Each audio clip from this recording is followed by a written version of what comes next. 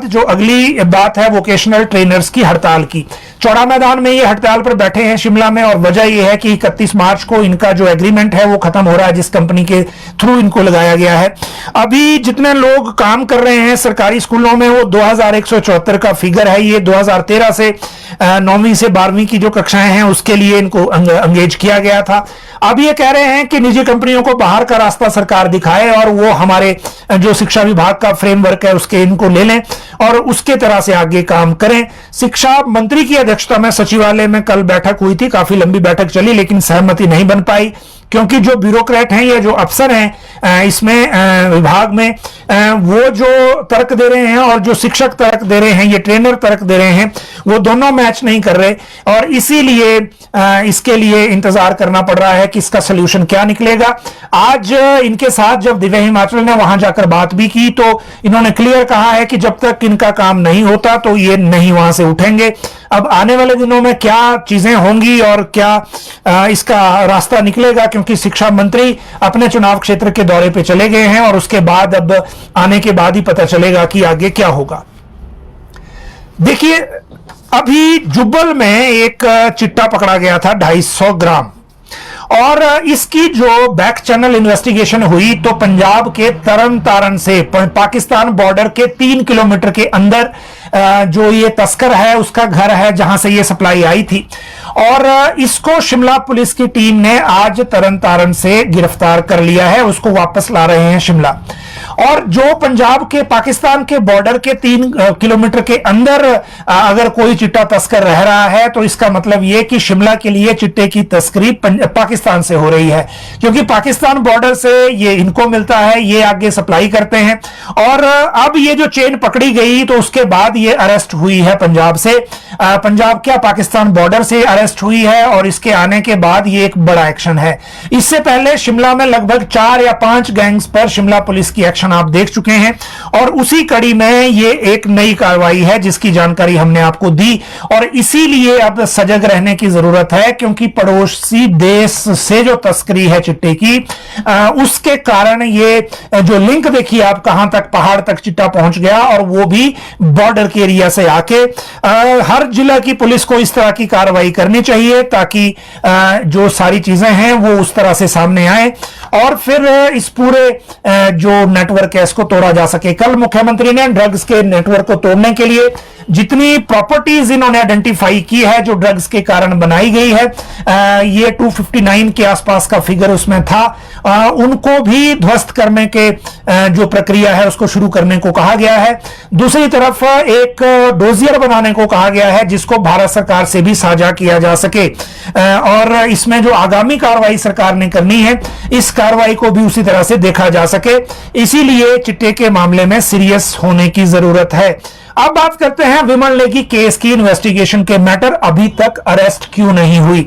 देखिए, विमल नेगी के मामले में एफआईआर 19 या 20 मार्च की है। 19 को तो उनकी बॉडी रिकवर हुई थी, वैसे 18 मार्च को पता चल गया था, 19 को रिकवर हुई थी और 20 को शायद एफआईआर हुई थी। 10 दिन लगभग हो गए हैं और अभी तक कोई अरेस्ट इस केस में नहीं है। वजह क्या है? वजह यह है कि पुलिस को इन्वेस्टिगेशन में टाइम लग रहा है, खासकर डिजिटल एविडेंसेस को कनेक्ट करने को लेकर, क्योंकि साइबर की इसमें जो साथ में इन्वॉल्वमेंट है, और विमल नेगी का ना तो टेलीफोन मिला है, मतलब ना उनका मोबाइल मिला है, ना कोई उनका जो सुसाइड नोट मिला है। इन दो चीजों की अनुपस्थिति में, दो चीजों के बिना इन्वेस्टिगेशन को, जो परिवार की स्टेटमेंट है उसको सबूतों से कैसे जोड़ा जाए, इस पर टाइम लग रहा है। और यही वजह है कि अभी तक शिमला पुलिस अरेस्ट को लेकर अधिकारियों पर हाथ नहीं डाल रही है। वैसे 1-2 दिन का अभी इंतजार करना चाहिए, क्योंकि जो बाकी अगर इससे भी ज्यादा डिले होगा तो फिर दूसरी तरफ के क्वेश्चन उठना शुरू होंगे। लेकिन इन्वेस्टिगेशन चल रही है। दूसरी तरफ जो प्रशासनिक जांच अधिकारी हैं ओंकार शर्मा, वो भी अपना जो इंक्वायरी है उन्होंने अपनी इंक्वायरी तेज कर दी थी पिछले कल तक, लेकिन आज उनकी सासू मां का निधन हो गया है, इसलिए वो करसोग गए हैं। हो सकता है 1-2 दिन अब अवेलेबल ना हो, क्योंकि इन्वेस्टिगेशन जो है वही हेड कर रहे हैं इसमें, हालांकि उन्होंने एक कमेटी भी बना रखी है, लेकिन इस मामले में हम लगातार नजर रख रहे हैं और जो भी अपडेट इसमें आएगी वो आपको जरूर बताएंगे। अब बात करेंगे सीएस एक्सटेंशन पर जयराम ठाकुर ने जो कहा है। देखिए, वैसे ये एक्सटेंशन पर इन जनरल था, मुख्य सचिव को लेकर उन्होंने कहा कि इस पर टिप्पणी करना अभी उचित नहीं है, लेकिन राज्य सरकार को यह जरूर जवाब देना चाहिए कि जो वो चुनाव से पहले कहते थे एग्जैक्टली उसके उलट अब क्यों कर रहे हैं। टायर्ड और रिटायर्ड अधिकारियों की सरकार के नारे लगाते थे और अब खुद वही कर रहे हैं। दूसरा यह कि जिनके इस तरह की एक्सटेंशन से प्रमोशन मारी जाती है, तो जो हिमाचल के आईएएस कैडर में बाकी अधिकारी हैं वो डिमोरलाइज ना हो, यह भी सरकार का दायित्व है और सरकार को इसमें देखना चाहिए कि जो कदम सरकार उठा रही है उसका असर क्या पड़ रहा है। तो यह सवाल उठाया है जयराम ठाकुर ने। संजौली में प्रधानमंत्री के मन की बात की कार्यक्रम में शामिल हुए थे और उसके बाद इन्होंने 2-3 बातें मीडिया के साथ की, वो हमने आपके साथ साझा की हैं। ये जयराम ठाकुर की बात थी। अब बात करते हैं दीक्षांत समारोह में जो मुख्यमंत्री गए थे। देखिए, जो हमारे यहां जो हिमाचल प्रदेश राष्ट्रीय विधि विश्वविद्यालय है यहां घंडल में, उसका दूसरा दीक्षांत समारोह था। मुख्यमंत्री सुखविंदर सिंह सुक्खू उसमें गए थे और सुप्रीम कोर्ट के जो जस्टिस हैं सूर्यकांत जी वो भी इसमें आए थे और जो हिमाचल हाई कोर्ट के चीफ जस्टिस हैं संधवालिया जी वो भी इसमें थे। इसमें क्या है कि आज 451 बच्चों को उपाधियां दी गई और दूसरी बात यह कि जो मुख्यमंत्री ने कहा कि कानून की लड़ाई से या कानून की पढ़ाई से रादर कानून की पढ़ाई से आत्मविश्वास जागृत होता है, चाहे व्यक्ति उसके बाद वकील बने चाहे ना बने चाहे दूसरे सेक्टर में जाए, लेकिन सेल्फ कॉन्फिडेंस आता है। उन्होंने अपना एग्जांपल दिया कि मैंने भी लॉ की हुई है लेकिन मैंने कभी प्रैक्टिस नहीं की क्योंकि मेरा इंटरेस्ट पॉलिटिक्स में था, लेकिन मैंने लॉ की हुई थी इसलिए मेरे में एक कॉन्फिडेंस उसका था। तो ये उसमें होता है। इसमें जो न्यायमूर्ति सूर्यकांत इसमें थे सुप्रीम कोर्ट के, उन्होंने कहा कि कानून उनके लिए है जिन्हें इसकी नितांत आवश्यकता है, मतलब जिन्हें सबसे ज्यादा जरूरत कानून की है, उन वर्गों जो पीड़ित हैं प्रभावित हैं उनके लिए कानून की सबसे ज्यादा आवश्यकता है।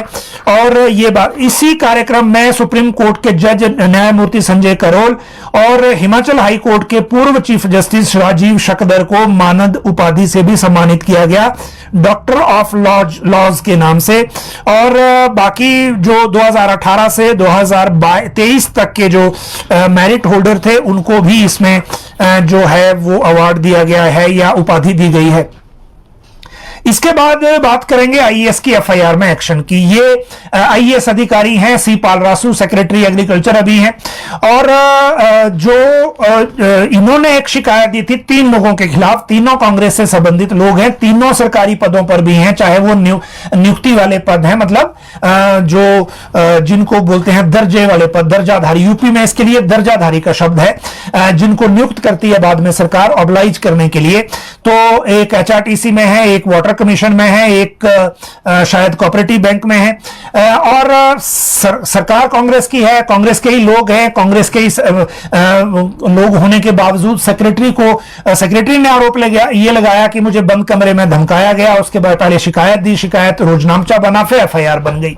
एफआईआर में अब समन हो रहा है इन लोगों को पूछताछ के लिए ताकि शिमला पुलिस इन्वेस्टिगेशन शुरू कर सके कि एग्जैक्टली हुआ क्या था, कि जो आरोप आईएएस ने लगाए हैं उन आरोपों को कॉर्पोरेट आगे हो रहा है कि नहीं। बाद में अगर इसको अब क्योंकि एफआईआर हो चुकी है, इसकी क्वेश्चनिंग में भी जाना होगा, तो जब दोनों पक्षों में समझौता हो जाए उसके बाद ही हाईकोर्ट में क्वेश्चनिंग में इसमें जा पाएंगे। लेकिन एफआईआर करके सरकार ने भी यह मैसेज दिया है कि आप अधिकारियों को इस तरह से कोई टारगेट नहीं कर सकता।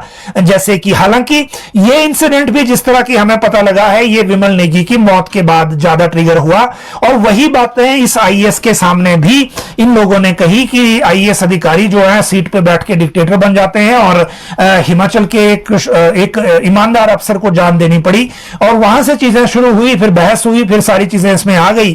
तो आगे इसमें क्या होगा, कैसे चीजें चलेंगी, इन्वेस्टिगेशन में क्या निकलेगा, वो जब हमारे सामने आगे बात आएगी तो इसकी बात आगे करेंगे। लेकिन अभी सिर्फ समन के बाद मंगलवार से इनसे पूछताछ होना शुरू होगी, फिर बयान दर्ज करने के बाद अगली कार्रवाई इस केस में होने वाली है।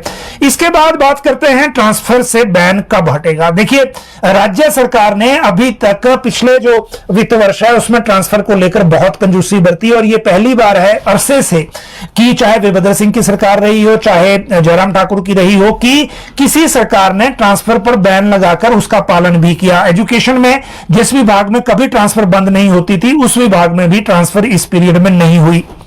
लेकिन अब होगी कब? देखिए, एजुकेशन की पिछले कल की जो मीटिंग है उसमें तो शिक्षा मंत्री ने यह कहा है कि एजुकेशन में ट्रांसफर्स की जरूरत नहीं है, खासकर 30 किलोमीटर के अंदर वाली ट्रांसफर तो हम करेंगे नहीं।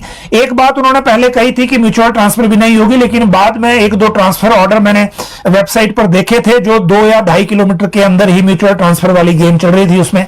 तो खैर, ये वही बात है जिसकी चलती उसकी कोई गलती नहीं होती। लेकिन ओवरऑल अगली सिस्टम से ये ट्रांसफर कब शुरू होंगे, ये महत्वपूर्ण सवाल है। अभी अगर शिक्षा मंत्री की माने तो ऐसा लग रहा है कि एजुकेशन में ट्रांसफर के लिए विंडो अब नहीं खुलने वाली, लेकिन अदर देन एजुकेशन विंडो जरूर खुलने वाली है। उसको कब करेंगे ये मंगलवार के बाद मुख्यमंत्री तय करेंगे, और इसी के साथ पता लगेगा रेगुलराइजेशन की फाइल का भी, जिसमें कार्मिक विभाग ने ऑर्डर करना है, और उस ऑर्डर के बाद फिर कर्मचारियों को रेगुलर, जिन्होंने 29 मार्च तक जिन्होंने 2 साल पूरे कर लिए हैं कॉन्ट्रैक्ट पर, उनको रेगुलर होने को लेकर फिर ऑर्डर होंगे। जिन विभागों ने डॉक्यूमेंटेशन पूरी कर ली है वो भी अपने आप ऑर्डर नहीं कर सकते, उनको इंतजार करना होगा पर्सनल से ऑर्डर होने का, और पर्सनल फाइल तब मूव करेगा जब सरकार ऐसी डायरेक्शन देगी। सुमोटो ये फाइल मूव नहीं होती, तो इसके लिए टाइम लग सकता है। लेकिन जो दूसरा मामला है ट्रांसफर की बैन का, वो अगले हफ्ते से जो ये सप्ताह शुरू हो रहा है, इसमें ये पता चल जाएगा कि एजुकेशन के लिए क्या विंडो निकलती है, और अदर देन एजुकेशन के लिए सरकार क्या जो एक पॉसिबिलिटी देती है। क्योंकि एजुकेशन का जो शिक्षा सत्र है वो बाकी विभागों से भी कनेक्ट करता है कि जिस कर्मचारी की ट्रांसफर होनी होती है उस कर्मचारी को अपने बच्चे फिर ट्रांसफर सर्टिफिकेट लेके दूसरी जगह एडमिट करवाने पड़ते हैं। तो इसलिए सरकार इस विंडो को देखती है और इसी में अपॉर्चुनिटी देती है ट्रांसफर की।